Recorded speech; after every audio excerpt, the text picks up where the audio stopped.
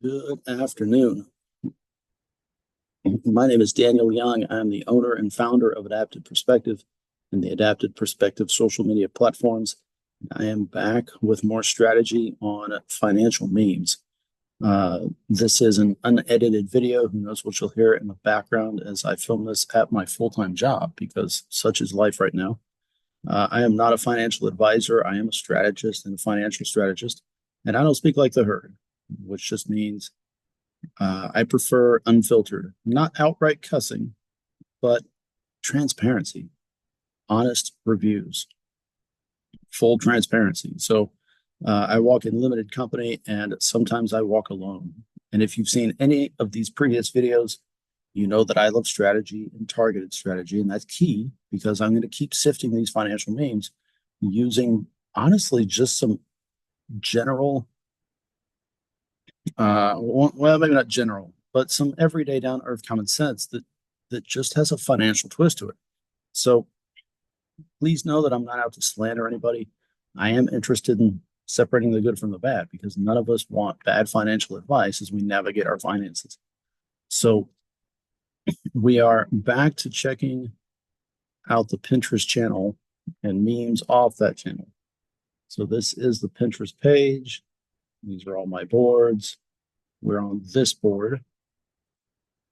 And towards the bottom of that board, you will find this meme, or at least this image and meme. And as you can tell from the comments, they already figured it out. Feel free to pause the video if you want. It looks pretty, but if you follow this advice, you will be poor. It's not, I don't know, it's poor mindset. It's what Kiyosaki says. It's not that you can't afford it. It's just figure out a way for you to afford it. But first and foremost, this is a broken meme because if you add up all the percentages, it's more than 100%. And honestly, if you invested into every single one of those companies, that's a shitload of money. And the vast majority of them don't pay any dividends. Or if they do pay a dividend, it's incredibly small. Even if, or even when the Fed says they have controlled inflation at their 2% mark, it's higher than that. It generally sits at 3 to 4%. So if your dividend is paying you 1% a year, you're actually devaluing your money by 3% every year, just based on inflation. So that whole investment strategy of buy Apple or buy Amazon or buy Etsy or buy Sophie, buy this and it'll go up 10% in 5 years. Okay, well, so that's 2% growth on average a year. You've got a percent dividend a year, and inflation is 4% a year. So you're losing money every year. So at the end of your 5 years, yes, maybe it's gone up 10% in value, or maybe it went 10% up in value, and at your 5 year mark, it's actually below where you bought it because it's all dollar cost average and everything moves in cycles. But say it is up 10%. Well, it's up 10% from when you bought it, but your money's been devalued from no dividend and inflation. Not exactly a great strategy. So if you took this at face value, it's bad advice. The numbers don't match. I don't like it because you don't see beyond the other strategy. It's blue chip stuff. High margin doesn't make sense. Retail honestly could be Amazon as well. It's too specific for this one person's investment system. And I mean, my angle on investing is closed-end funds are better. If you really wanted to buy all of this stuff, let's just say, if you really wanted to buy all this stuff, there are stock funds, there are stock-based closed-end funds that own at least have, if not 75% or more of these individual stocks inside a closed-end fund. So instead of shelling out several mortgage payments for all this stuff, you can buy all that stuff for, we'll say, less than $12 a share and get about an 8% dividend. And I've done videos on this. So it's not like I'm throwing out numbers, but at the same time, I'm not throwing out numbers. I look at closed-end funds every single week. So quite often, most often, at least once, if not twice a day.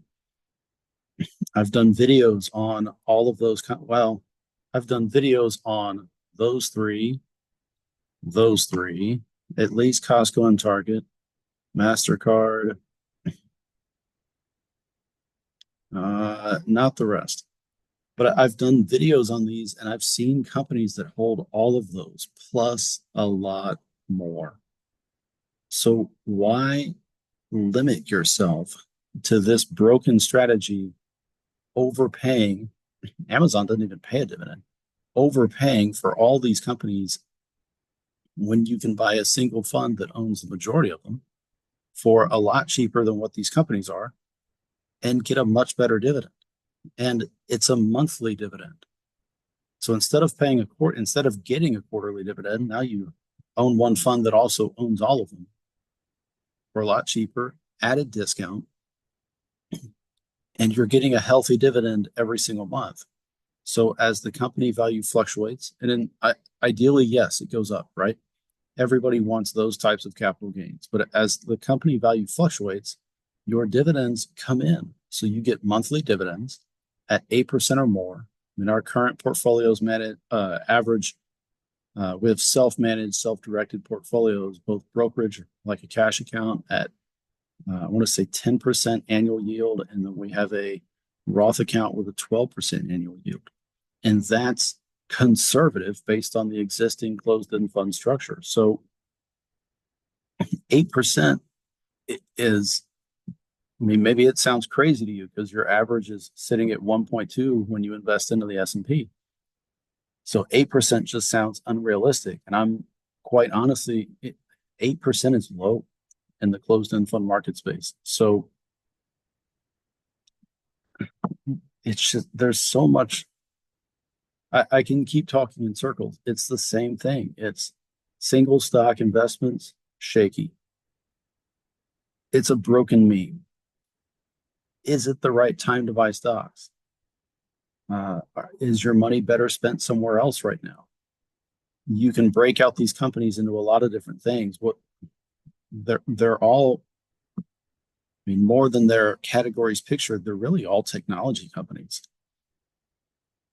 So, I mean, yeah, I really can't say it better than what I've already said. It is advice for the financially illiterate. It's advice for the herd who's looking for the next big score, who doesn't want to do a ton of research, who just wants something pretty to stare at and be like, oh, that sounds good, and they go buy it. That's horrible practice. That's no strategy. You got to be able to evaluate what other people are doing. Have to. You got to have a strategy that works. So I have no idea who made this meme, but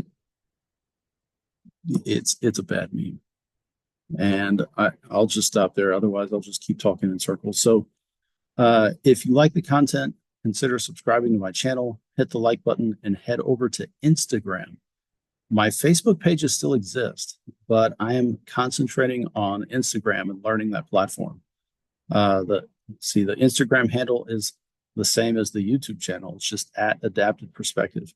And I'm posting daily. I post memes every day, financial, directly financial and not directly financial. I'll post this video and then I'll post the Saturday video about closed-end funds. And let's see what else. I post daily advice walking through our 12 steps to financial freedom. I post scholarship updates on Saturday, and then I post, I call them Solomon snippets. It's just sections out of Proverbs about knowledge and wisdom. So yeah, I mean, you can still find me on Facebook, but I am primarily on Instagram. So As you go forward, remember, you are the captain of your ship. You have the power to change your life and your financial future. Many people will offer to help you, but only you have the ability and the choices to make. I mean, many people will offer to help you, but it's your choice to make. Just realize it's not going to happen on its own. So if you want to change something, you're going to have to make it happen. So this is Daniel Young signing off. I will see y'all on another video. Hope you have a great week. Bye bye.